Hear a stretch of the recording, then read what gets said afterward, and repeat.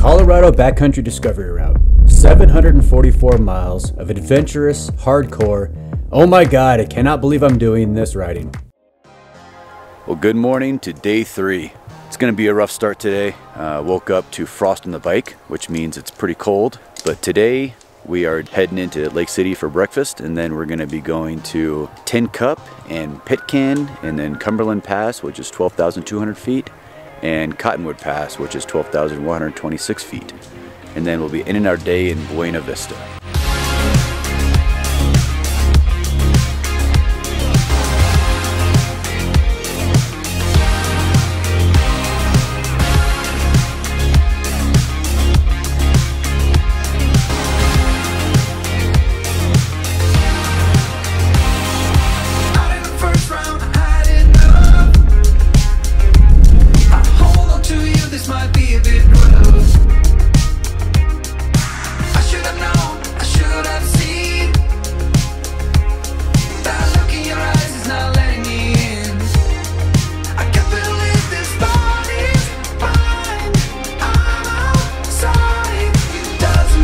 I got my first flat ever right now.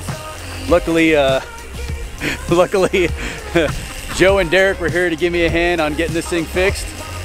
Worked like a charm. I got to use some of my tools that I've been carrying around for a few years now and have not been able to use. So I finally got to use some of my fancy tire repair toolkit that I've been carrying around. So now we're airing it back up and getting back on trail. We got time to make this right. But it's hard to keep falling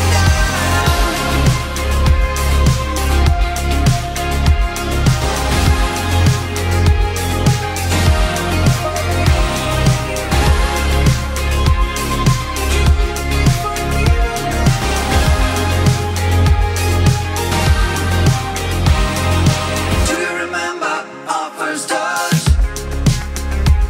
When I look at you now, an adrenaline rush. We're always looking for something more. We're closer to the edge than ever before. I can't believe this body's fine. I'm outside. It doesn't make any sense. This was not how I saw the end. But I keep on breathing. Heart is beating. I'm waiting for the eclipse and the consequences of it. Why do we keep falling down? When there's always been affected ground. We got time to make this right. But I keep falling down. Why do we keep falling down? When there's always been affected ground. We got time to make this right. But So good morning, day 4. We are in Buena Vista. Just had breakfast. Joe and I had a bit of a late night out at a local, was it Deer Hammer Distillery? And it was really good whiskey, but my gosh, it was strong. We stumbled back to our hotel room last night, which was a pretty nice little room that is right on the river. Got some sleep. Today we are gonna hit a couple passes just shy of 12,000 feet. After Joe finishes his little motorcycle maintenance over there, his bags rattle pretty bad, so he's trying to get some soft Velcro on there to just quiet him down because it's kind of annoying. Let's see what today offers.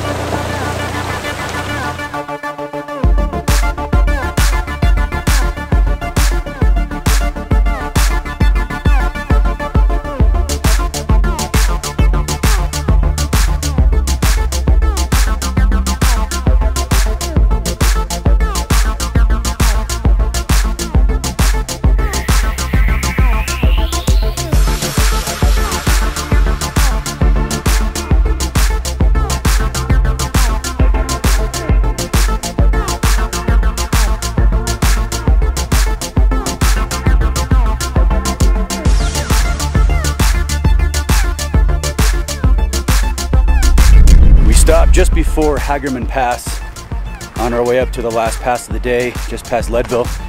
We ended up not stopping in Leadville, try to make some more ground, and we just kind of ate on trail. We're high up here, I think we're just over 10,000 feet. You gotta check out this awesome abandoned mine. It's all fenced in, can't get into it. Pretty cool. It is amazing that back in the early 1900s, people actually carved through the mountain to get up here to get into these mines, or to create these mines, I should say. I can't even describe how much labor went into digging holes through this rock. Check out this mine.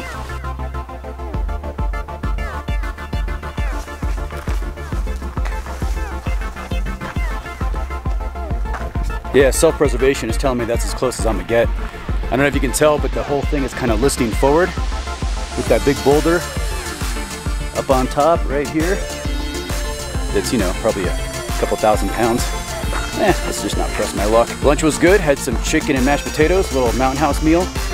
And now we're gonna continue on over Hagerman Pass and get on with the rest of our day. We're a little over halfway now on today's 150 miles or so. So we're making good time, making good ground. Let's get on the road.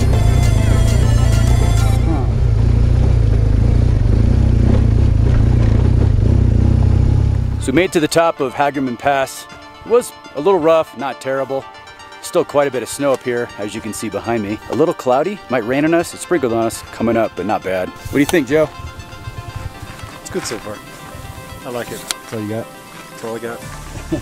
I'm gonna call this my Derek interview. Oh, damn.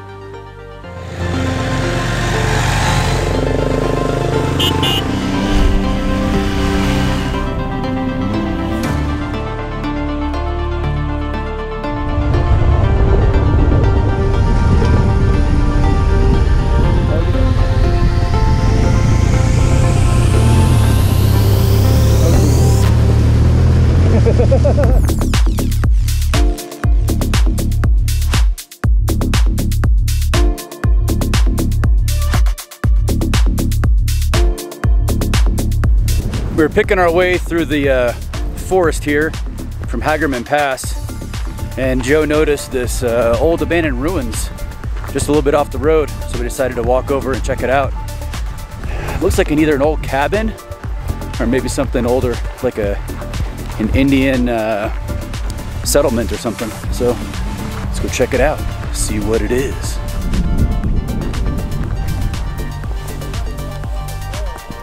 Joe just came across some bear scat, and there's just bones all over the place here. It's like a bear decided to have a little quick meal right here. Where you take. All right, let's get a lesson. Coke ovens are where you take coal and you partially burn it in a real controlled amount of air, and then it actually burns hotter than regular coal. Huh. I'm gonna go with turn of the century, because some of the nails are cut nails and others are formed. But you have cut nails in here as well. So cut nails being the first one, where you just jam a steel bar through a hole, but then you have formed nails also, where they actually had heads on them. Real heads. A little bit of nail trivia right there. So apparently I'm standing in a coal kiln. Coke oven. Oh, coke oven. And this whole thing used to be domed overhead. See? Joe's good for something. Useless historical knowledge. Very interesting, not very useful. Kind of like Joe.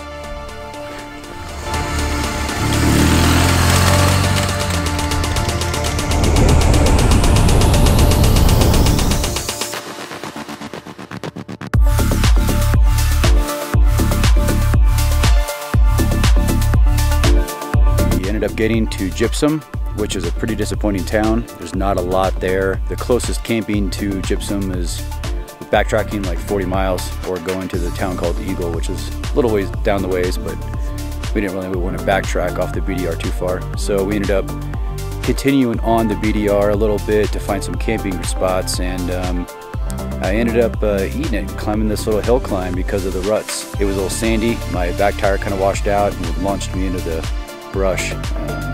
I don't think I got it on camera because my SD card was full. Got camp set up and gonna be hitting the sack here pretty quick. Get up tomorrow, make some breakfast, and get back on trail. Say hi, Joe. Hi, Joe. How the hell are you? So I was about to get in my tent and I see something moving off to the side of my tent. It was a snake. And I don't know if you know or not, Indiana Jones and I have a lot in common. Neither one of us like snakes. Joe was kind enough to tell me that it was a bull snake. They're not poisonous, which is good. Because as far as I'm concerned, every snake's a rattlesnake. It's hanging out right in the tree right next to my tent. Good morning, day 5. So today on the list, we're outside of Gypsum already. We're gonna hit the Colorado River, Radium, and then we end up in Steamboat. There's not a whole lot of points of interest in this section. We're in a high desert area. It's not very pretty. It's very reminiscent of Flagstaff. Got up pretty early this morning. Get on trail and see what today's section provides.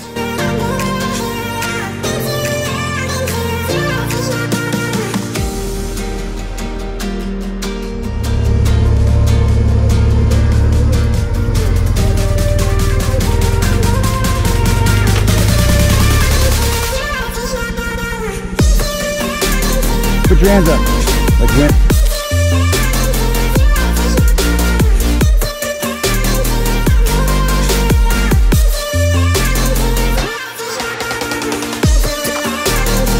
We made it to State Bridge, get a coffee or something, and maybe it's about 9:30 and it's not open yet. So I guess we're not going to get the full experience of State Bridge.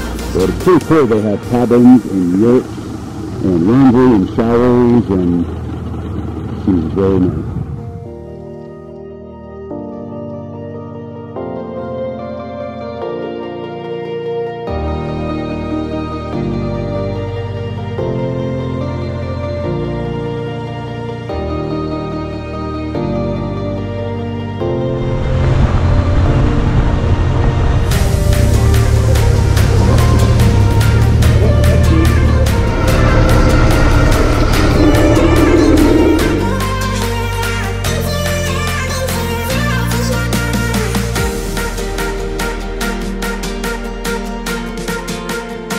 At the Rock Creek Stagecoach Station.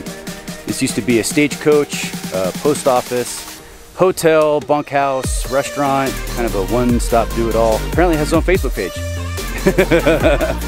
Yeah, it's pretty cool. Let's check this thing out.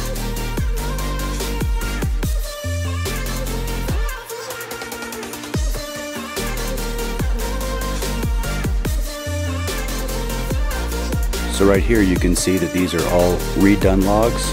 You can see the lines from the actual saw that milled them. And these logs over here, these are the originals. And you can see these are axe marks. These were all cut with axes and long saws, and very cool.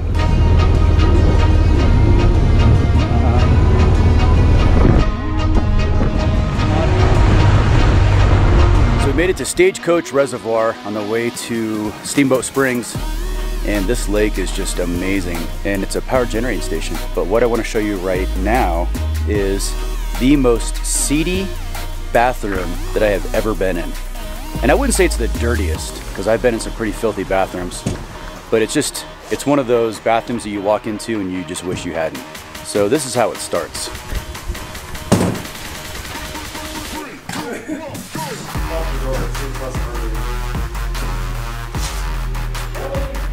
So for some reason it didn't look that bad on video, but in person, you can almost hear the screams and whimperings of the people that were all violated in that place. Plus the way the door only opens up like 10 inches, so you have to squeeze your way through. It's very different.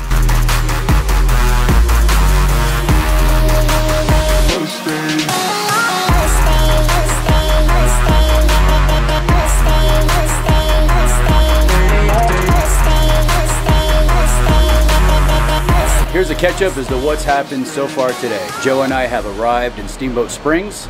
Steamboat Springs is amazing, super cool town. Right when we got here, we found a taco stand. We had some tacos, and right as soon as we got our food, it started to pour. So we made perfect time. We didn't get wet, but the bikes got a little wash, which was kind of nice. Definitely needed it. Now we got a hotel room, and we are staying at the Rabbit Ears Hotel. Really cool hotel, and right across the street is a hot springs we might go check out. And we're gonna get some dinner and kind of check out Steamboat. I'm gonna take a shower and get all this last couple days dirt off me. So I want to give a really big shout out to Steamboat Power Sports, especially Trevor, who was the sales dude over there at Steamboat Power Sports. I don't know if you remember, but between Red Mountain Pass and Hurricane Pass, I actually ate it pretty hard on one of the climbs and ended up breaking off my right hand mirror. Trevor was kind enough to re-tap the threads, and I got myself brand new mirrors for my bike. I'm gonna go check out Steamboat. Last day, time to load up. We're gonna get some breakfast here in Steamboat, and then we're gonna head out to the Wyoming border. We should be there by maybe 2, 3 o'clock today. Should be a pretty easy day. Lots of Forest Service road, farm roads. Yeah, last day. I mean, what do you say? It's bittersweet. Colorado's beautiful, but let's see what else we can just squeeze out of the last day.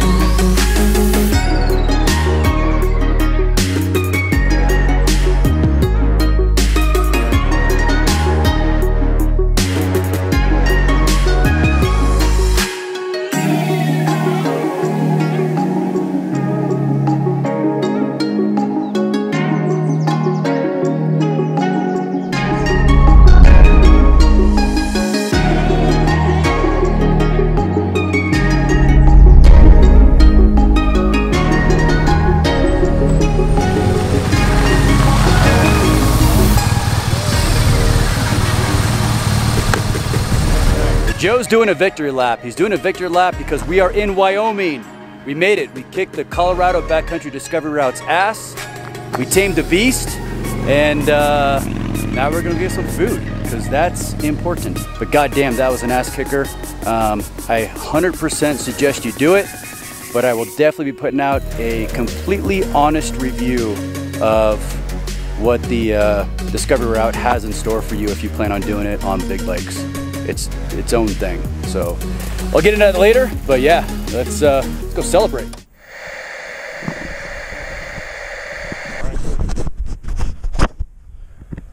All right, there we go. Kelly, this is the last video from the trip.